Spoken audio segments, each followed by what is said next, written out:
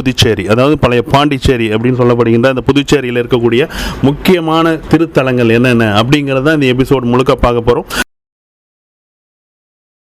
Episode என்ன அப்படின்னு பார்த்தோம்னாக்கா, அந்த புதுச்சேரிக்கு புகழ் சேர்க்கக்கூடிய மணக்குள விநாயகர் அந்த கோவிலை பற்றின விவரங்களை தான் அந்த கோவிலுக்கு நாம் எப்படி செல்லலாம், எந்தெந்த மாதிரியான சிறப்புகள், அந்த கோவிலோட சிறப்புகள் அப்படிங்கிறத இந்த எபிசோடு முழுக்கவும் நாம் பார்க்க போகிறோம். வாங்க மணக்குள விநாயகரை தரிசிக்கலாம்.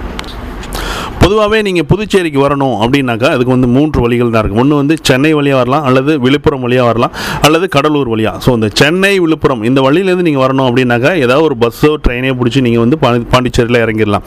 கடலூருக்கு நீங்கள் பஸ் மார்க்கமாக தான் வர முடியும். ஸோ பஸ் ஸ்டாண்ட் அப்படின்னாக்கா இந்த கோவில் அமைந்திருக்கிறது பஸ் ஸ்டாண்ட்லேருந்து ஒரு 4 கிலோமீட்டர்ஸ் டிஃப்ரென்ஸ்லையும், ரயில்வே ஸ்டேஷன் அப்படின்னாக்கா ஒரு 2 கிலோமீட்டர் டிஸ்டன்ஸ்லையும் இந்த கோவில் அமைந்திருக்கு. சரி, பாண்டிச்சேரியில் இந்த கோவில் எங்கே இருக்குது அப்படின்னு பார்த்தோம்னா, நம்ம ஃப்ரெஞ்ச் காலனி இருக்குது பார்த்தீங்களா, அதாவது இந்த பீச் பக்கத்தில் அந்த பிரெஞ்சு ஏரியாஸ் அந்த காலனிஸ் இருக்கக்கூடிய பகுதிகளில் மணக்குள விநாயகர் அப்படின்ற ஒரு ஸ்ட்ரீட் இருக்குது. அந்த ஸ்ட்ரீட்டில் இருக்கிறது தான் இந்த திருக்கோவில். ஸோ இந்த திருக்கோவிலுக்கு நாம் எப்படி வரணும் அப்படிங்கிறத பார்த்துருக்கோம். இந்த திருக்கோவிலோட தலபுராணம் என்ன, அடுத்த சிறப்பு என்ன அப்படிங்கிறதையும் நம்ம பார்க்கலாம்.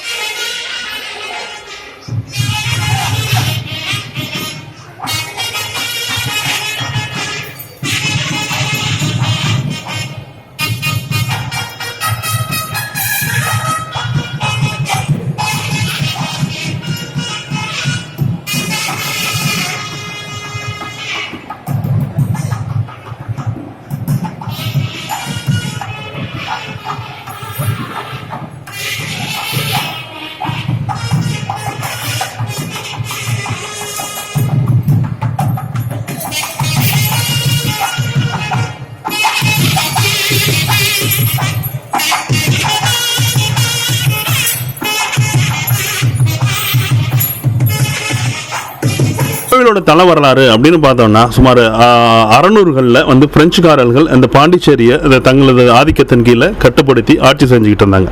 அப்போது அவங்க இந்த இடத்துல, அதாவது இந்த இப்போ இருக்கக்கூடிய இந்த பிள்ளையார் கோயிலுக்கு முன்னாடி ஒரு கோட்டை கட்டுறதா அவங்களோட பிளான் இருந்தது.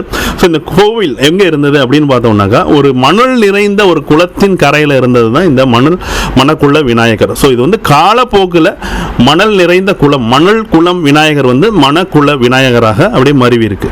ஸோ இந்த கோட்டை கட்டும் பொழுது இந்த கோவில் வந்து அவங்களுக்கு டிஸ்டர்பாக இருந்ததுனால ஒரு 3 முறை அதை வந்து கடலில் அவங்க வந்து தூக்கி போட்டுறாங்க. ஃபர்ஸ்ட் டைம் தூக்கி போட்டப்பையும் அந்த சிலை வந்து மீண்டும் அதே குளக்கரைக்கு வந்துடுது. ஸோ இதே மாதிரி அவங்க 2-3 தடவை தூக்கி போட்டதுக்கப்புறம் அதை வந்து கைவிட்டுட்டாங்க. ஸோ அதுக்கப்புறம் அங்கே எடுக்கப்பட்ட கோவில் தான் இது வந்து இந்த மணக்குள விநாயகர் கோவில். நாம் இப்போ பார்த்துட்டு இருக்கிற இந்த கோவில். மணல் குல விநாயகராக இருந்தவர் கொஞ்சம் கொஞ்சமாக காலப்போக்கில் மணக்குள விநாயகர் அப்படின்னு பெயர் மாறி இன்னைக்கு வந்து அந்த குளக்கரைக்கு மேலே இருக்கிறதா தான், அதாவது கீழே, அதாவது மூலவர் இருக்கிற ஒரு அந்த கீழ் பகுதியில் தான் அந்த கிணறு போன்ற ஒரு அமைப்பு இருக்குது. நீர்நிலையில் இருக்கக்கூடிய மூலவர் அப்படின்னாக்கா இந்த இந்தியாவிலேயே இதுதான், இந்த ஒரு கோவில் மட்டும்தான் இருக்குது அப்படின்னு நாம் குறிப்பாக நாம் சொல்ல முடியும்.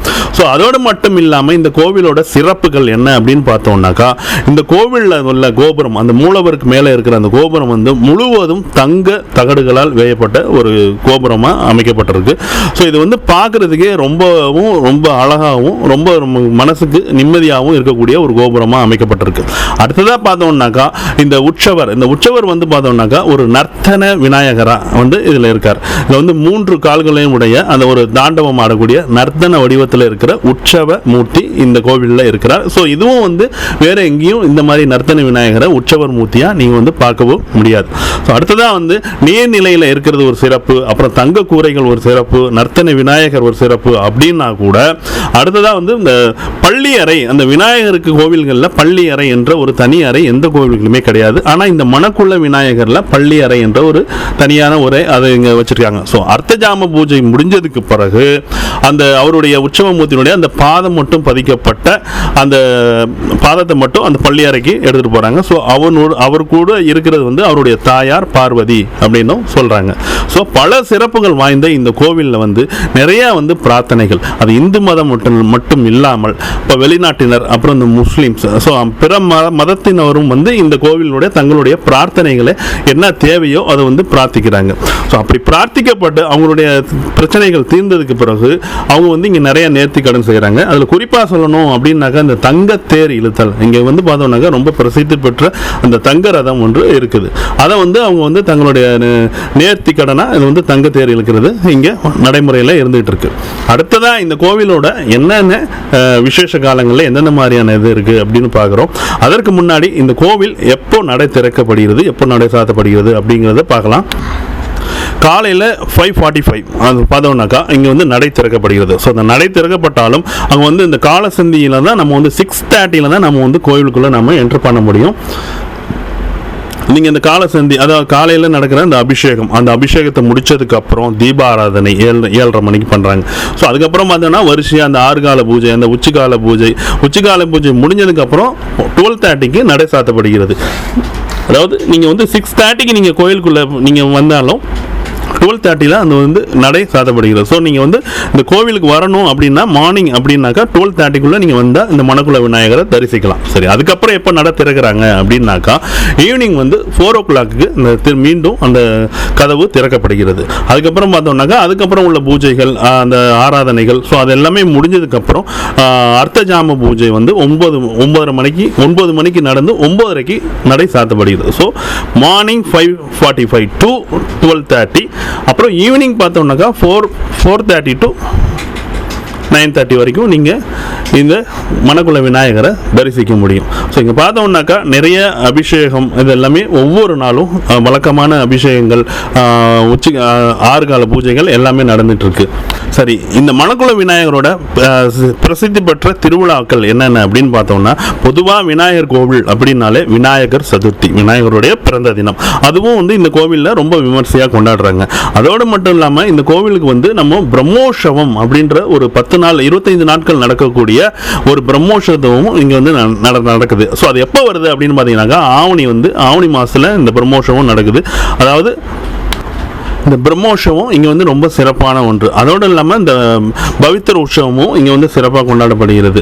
ஸோ பொதுவாக வந்து இந்த விநாயகர் சதுர்த்தி ரொம்ப சிறப்பாக இருந்தாலும் மாதம் நடக்கக்கூடிய இந்த சங்கடகத சதுர்த்தி அதுவும் வந்து இந்த கோவிலில் அந்த மாத சங்கட சதுர்த்தியும் ரொம்ப விமர்சனமாக கொண்டாடிட்டு இருக்காங்க. இந்த மணக்குள விநாயகர் மட்டும் இல்லாமல் மற்ற சுப்பிரமணியர், ஸோ இந்த மாதிரி நிறைய, அப்புறம் வேறு விநாயகர், அதாவது நர்த்தனை விநாயகர் மாதிரி இன்னும் இருக்கக்கூடிய நிறைய விநாயகர் சிலைகள், ஸோ எல்லாமே இருக்குது. சுவர் ஓவியங்கள் ரொம்ப அழகாகவே இருக்கும் இந்த கோவில்களில் நம்ம பார்க்கும்போது. ஸோ பல சிறப்புகள் உடைய பாண்டிச்சேரியில் அருள் பாலிக்கக்கூடிய மணக்குள விநாயகரை நாமும் தரிசித்து அவருடைய ஆசி பெற்று நலமுடன் வாழ்வோம் என கூறி அடுத்து வேறொரு கோவிலில் நான் உங்களை சந்திக்கிறேன். ஸோ இந்த வீடியோஸ் உங்களுக்கு பிடிச்சிருந்தாக்கா லைக் பண்ணுங்கள், ஷேர் பண்ணுங்கள். கீழே இருக்கிற